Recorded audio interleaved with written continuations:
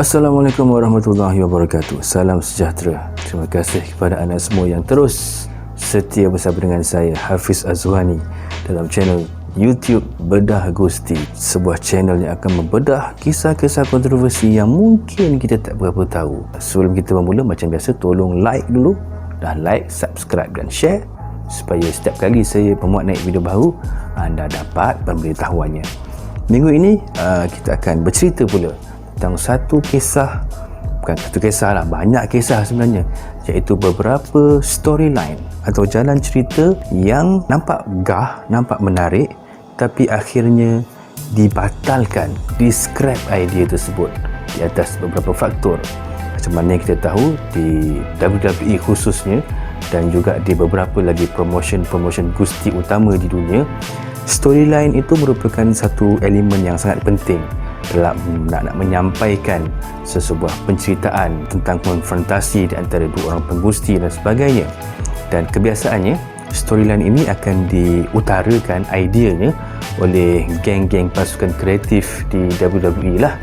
Dan juga apabila ia diutarakan, makanya pemutus kepada sama ada storyline itu hendak diluluskan untuk ditayangkan atau sebaliknya bergantung kepada budi bicara Vince McMahon. Jadi pada kali ini kita akan sama-sama membedah kisah beberapa storyline yang kena reject.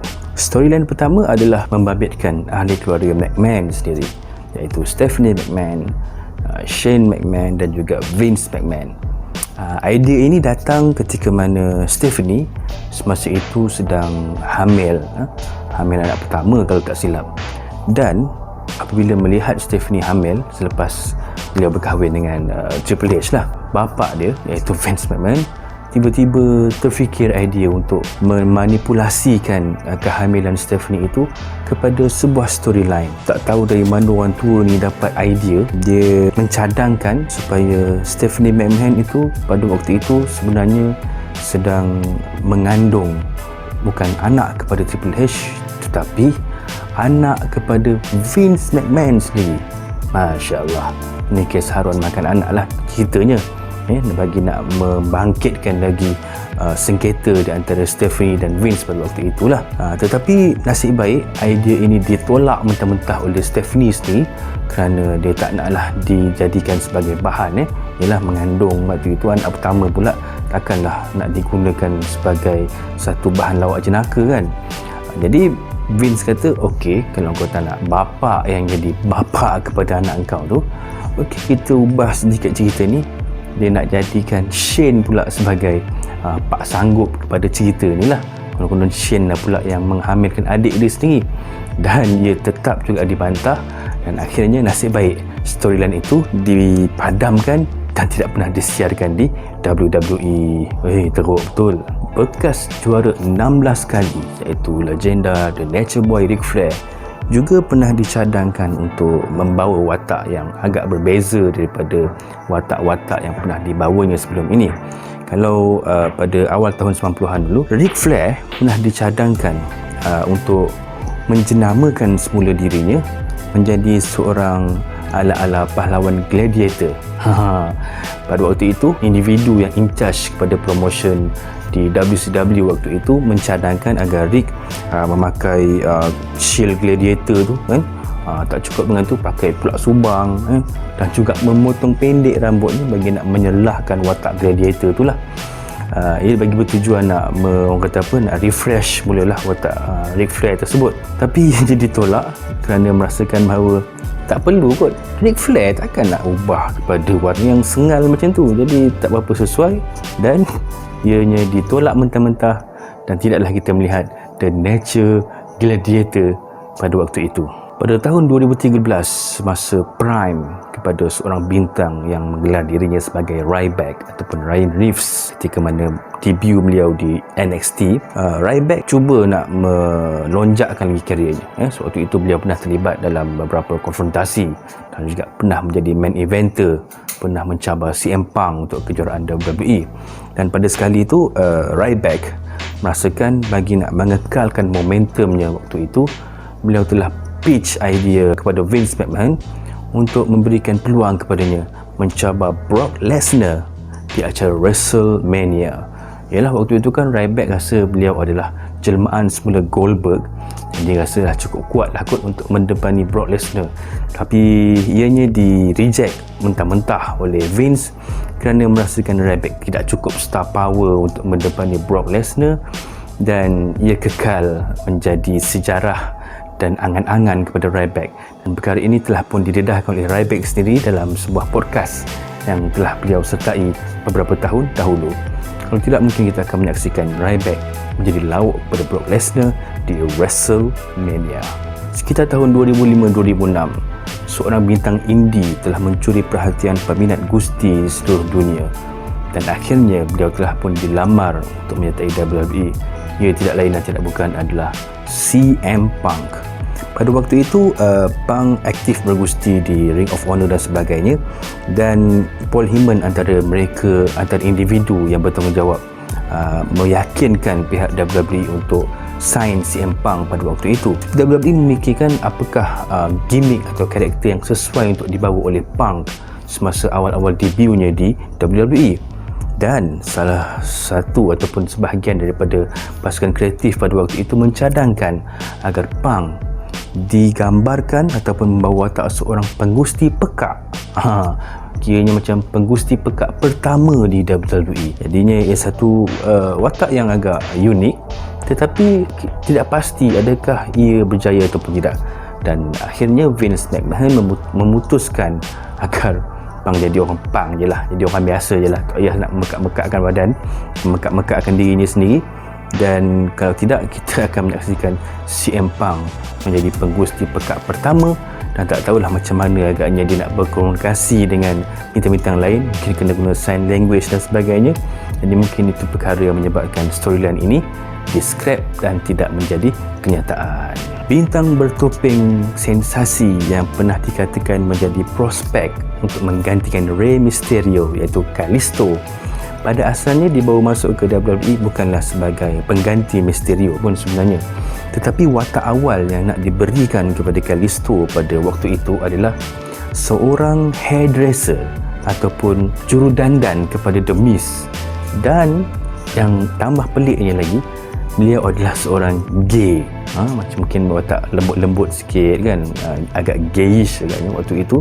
Semasa Kalisto diuji bakat sebagai penggusti di WWE, watak itulah yang diberikan kepadanya, dan Kalisto berjaya meyakinkan pihak WWE bahawa beliau mampu menggalas peranan tersebut.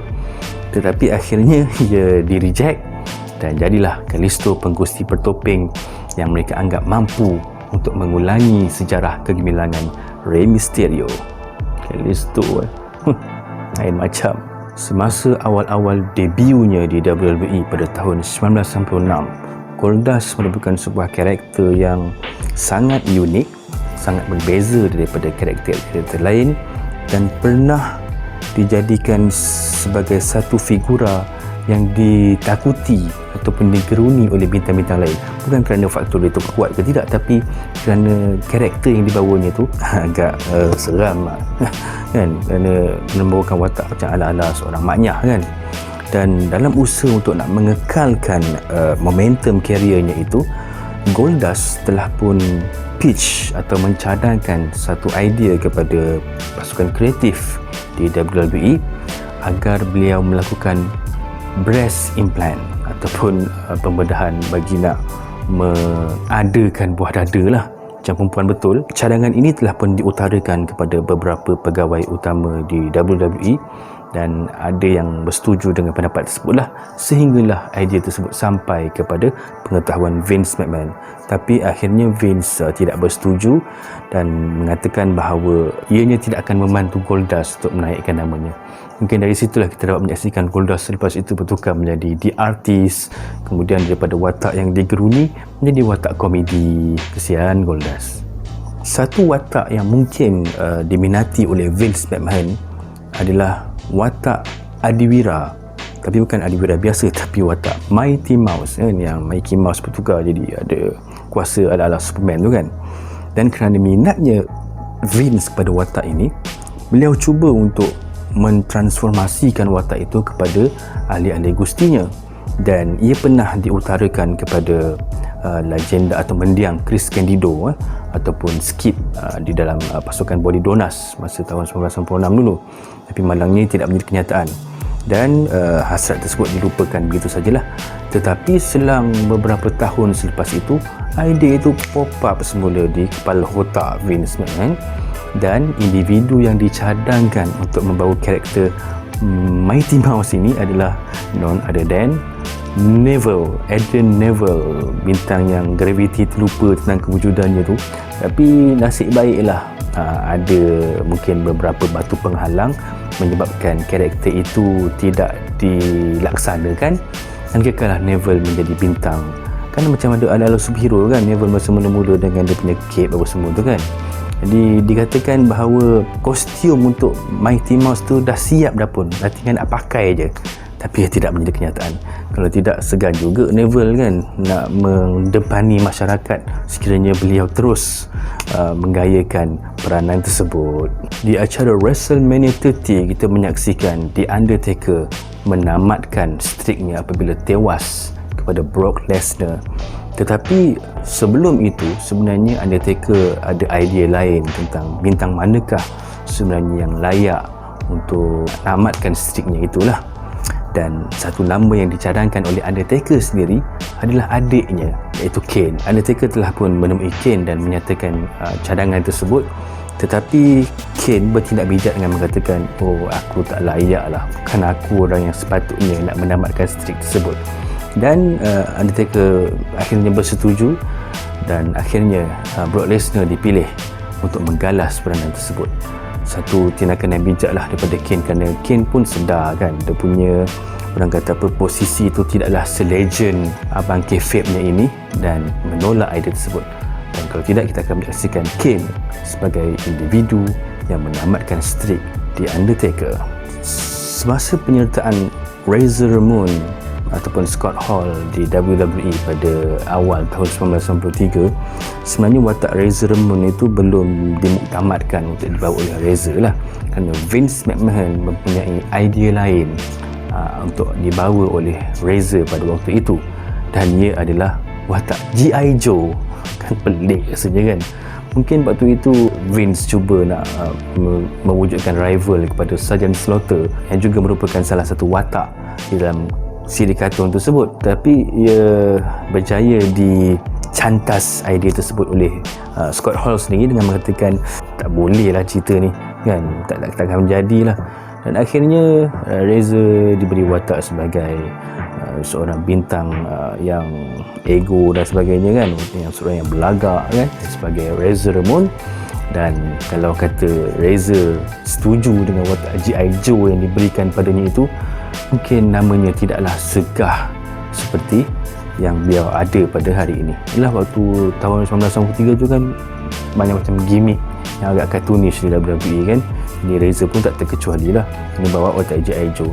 Kan ni nak bawa watak He-Man ke Thundercat ke kan.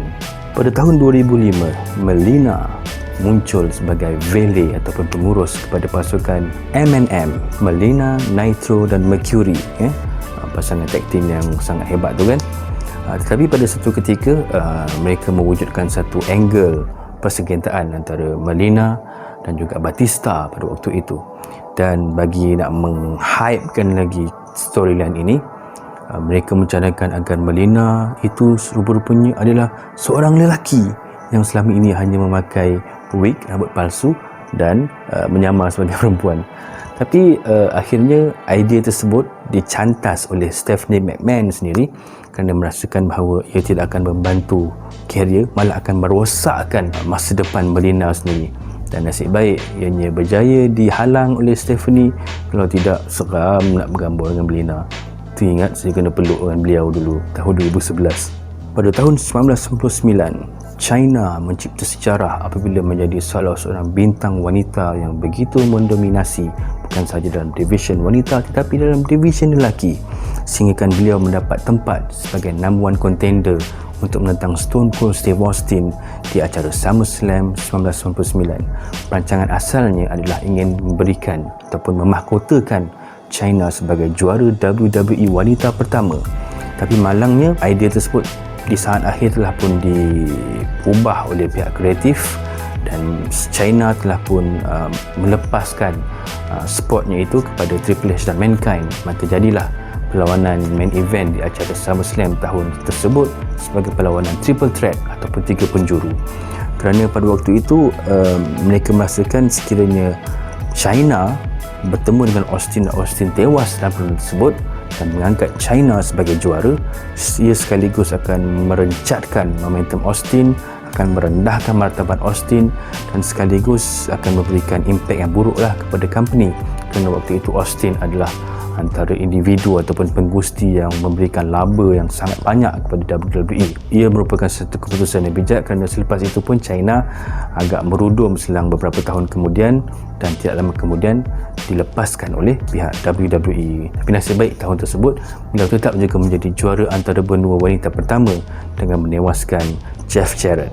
Semasa Evolution, iaitu pasukan yang dianggotai oleh Triple H, Randy Orton, Batista dan Ric Flair mendominasi WWE sekitar tahun 2004-2005. Pada satu ketika Batista dibelenggu dengan kecederaan menyebabkan beliau terpaksa sideline selama beberapa bulan dan pihak WWE cuba untuk mencari pengganti kepada Batista. Pada waktu itu kebetulan Orton ini kamcing dengan salah seorang bintang muda juga pada waktu itu, iaitu Mark Jindrak. Makanya Orton mencadangkan supaya Jindrak dimasukkan ke dalam Evolution bagi menggantikan Batista, dan cadangan itu diterima pada asalnya oleh Triple H dan pihak WWE, sampaikan mereka juga sempat membuat satu siri promo ataupun iklan bagi Evolution pada waktu itulah. Tetapi dalam sesi latihan tersebut main-main pula si Jindrak ni. Inilah dia dah jumpa kawan baik dia, si Orton tu, dan nampak tak serius, dan akhirnya Triple H ni merasakan tak boleh pergi dia ni, tak boleh pakai mamat ni. Maka Mark Jindrak pun dilepaskan dan terlepas peluang untuk menganggotai pasukan elit ini. Kalau tidak, mungkin pada hari ini Mark Jindrak akan mempunyai nama yang setaraf dengan Orton, Batista, Cena dan sebagainya di WWE. Pada tahun 2003, The Rock telah pun mula mentransisikan dirinya daripada bintang WWE kepada bintang Hollywood. Dan pada waktu itu, kerana The Rock dah mula jadi seorang part-timer, maka mereka merasakan perlu untuk terus menggunakan nama dan kemasyhuran The Rock itu untuk tujuan komersial lah. Dan pada waktu itu, seorang bintang telah pun diberikan tugas dan peranan untuk memparodikan watak The Rock itu dengan menggelarkan dirinya sebagai The Lock. Siapakah individu tersebut? Tidak lain dan tidak bukan adalah Christian. Jadi Christian telah pun diberikan peranan tersebut, di mana Christian diminta untuk melakukan pelbagai gerakan-gerakan yang sama seperti The Rock dan juga mengulangi semua catchphrase yang sering diutarakan The Rock, sampaikan diminta untuk potong rambut lah sama macam The Rock. Tapi akhirnya karakter The Lock ini tidak diberikan restu oleh pihak WWE. Mungkin Vince ni kena merasakan ia akan memberikan persepsi yang buruk kepada WWE sendiri kerana menggunakan watak The Rock dengan cara yang sangat komedi tersebut, dan juga tidak membantu Christian lah dalam usaha untuk menaikkan nama bintang muda tersebut. Masih lagi bercerita tentang keluarga McMahon, semasa storyline melibatkan Stephanie dan Tess sebelum perkahwinan paksanya dengan Triple H, satu lagi idea telah pun dicadangkan, di mana pada waktu itu ada dua option. Satu yang kita dah sedia maklum, di mana Triple H memberikan pil tidur kepada Stephanie dan membawanya ke tempat perkahwinan tu bagi mengisytiharkan perkahwinan secara paksa tersebut. Satu lagi storyline adalah Linda McMahon, ibu kepada Stephanie McMahon, terlibat dalam perhubungan tersebut, di mana bagi membatalkan percintaan antara Tess dan juga Stephanie itu, beliau mengakui bahawa dirinya pernah tidur dengan Tess. Masya Allah, lagi teruk ni kan. Tapi nasib baik beberapa individu ataupun pihak telah pun mencantas idea tersebut, maka tidaklah kita terlihat insiden mengaku Linda berselingkuh dengan Tess ini menjadi kenyataan. Semasa tahun 2011-2012 dulu kan tengah kecoh dengan Angle Anonymous General Manager, yang akhirnya kita menyaksikan Hornswoggle adalah individu misteri yang menjadi dalang kepada mesej-mesej tidak bernama daripada Anonymous GM tersebut. Dan beberapa nama sebenarnya sebelum itu telah pun dicadangkan untuk menjadi Anonymous GM ini, dan salah seorangnya adalah Kevin Nash. Tapi pada saat akhir ianya di scrap, tidak dilaksanakan, mungkin kerana mereka merasakan Nash dah tidak ada apa-apa lagi untuk diberikan pada waktu itu, waktu Prime ni dah pun berakhir. Tapi saya rasa ia bukan satu pilihan yang teruk kot kan. Yalah, dah tak boleh bergusti sangat, apa kata bagikan watak sebagai satu figura yang penting seperti watak berautoriti macam GM tu lah kepada Kevin Nash. Tapi mereka lebih mempercayai Hornswoggle berbanding Nash, dan itulah yang kita dapat saksikan. Aduh, teruk betul lah. Di acara Royal Rumble 1993, kita menyaksikan dua individu dinobatkan sebagai pemenang dan layak ke WrestleMania untuk merebut kejuaraan WWE pada waktu itu. Tidak lain dan tidak bukan adalah Bret Hart dan juga Lex Luger, kerana mereka jatuh serentak dan pengadilan tak dapat nak buat keputusan, maka kedua-duanya pun layak. Pada waktu itu kita menyaksikan yang Luger menentang Yokozuna dan Bret Hart juga menentang Yokozuna di acara yang sama, tapi Luger tewas. Tetapi perancangan asalnya adalah nak meletakkan Luger sebagai top star, dan di mana di dalam acara WrestleMania Luger berjaya menewaskan kedua-dua bintang seterunya, iaitu Yokozuna dan juga Bret Hart, seterusnya bergelar juara WWE yang baru.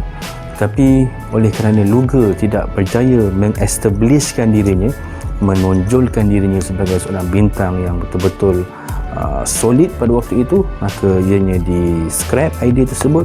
Maka tidaklah dapat kita saksikan Luger sebagai bintang ataupun juara WWE pada waktu itu. Percayakah anda pada tahun 2012 atau 2013 John Cena dan The Big Show telah pun dijadualkan untuk menentang The Wyatt Family di acara SummerSlam? Dan siapakah individu ketiga yang nak dijadikan sebagai pasangan kepada Show dan Cena? Ia tidak lain dan tidak bukan, bagi mengangkat nilai komersial dan populariti, mereka mencadangkan Justin Bieber, baby baby baby oh, sebagai pasangan Show dan Cena pada waktu itu. Dan bukan itu saja, dicadangkan juga supaya Bieber dapat menjadi antara yang paling menonjol pada waktu itu, seterusnya menewaskan Wyatt Family. Dan nampaknya ia tidak menjadi kenyataan. Mungkin ada beberapa faktor, mungkin jadual Bieber pada waktu itu sangat penuh dan sebagainya, tak dapat nak komit kepada jadual di WWE. Tapi elok jugalah kalau tidak, mungkin kita saksikan Bieber menindan Bray Wyatt yang amat digeruni pada hari ini. Dan antara cerita last but not least tentang storyline yang di reject ini adalah semasa tahun 2006. Pada waktu itu DX telah pun muncul semula. Benar-benar kita saksikan gandengan Shawn Michaels dan Triple H berusaha bersungguh-sungguh untuk menaikkan sebenarnya nama DX itu. Tapi pada waktu itu, bagi nak menaikkan lagi image DX pada waktu itu, dicadangkan agar DX dipertemukan dengan seteru mereka sewaktu Monday Night War dulu, iaitu NWO, The New World Order, iaitu Hulk Hogan, Nash dan Hall. Tapi nampaknya idea tersebut tidak menjadi kerana pihak WWE, mungkin Vince McMahon merasakan bahawa NWO dah tak segah macam ketika di WCW dulu. Even semasa penjenamaan semula NWO pada tahun 2002 di WWE pun tidak berapa menjadi, tak bertahan lama. Jadi tak relevan lah pertemuan antara NWO dan DX ini untuk dijadikan realiti. Siapa yang anda rasa akan menang jika DX dan NWO dipertemukan pada waktu itu? Jadi itu saja cerita tentang beberapa storyline yang telah pun di scrap. Sebenarnya ada banyak lagi, tapi kita ambil yang penting-penting je lah. Jadi kalau ada apa-apa lagi cerita storyline yang anda tahu telah pun dibatalkan oleh WWE atau mana-mana promotion lain, anda boleh kongsikan di ruangan komen di bawah agar kita sama-sama dapat berkongsi info tentang cerita-cerita tersebut. Terima kasih kerana menonton. Jangan lupa like, subscribe dan share. Jumpa lagi di episod akan datang. Assalamualaikum warahmatullahi wabarakatuh. Bye.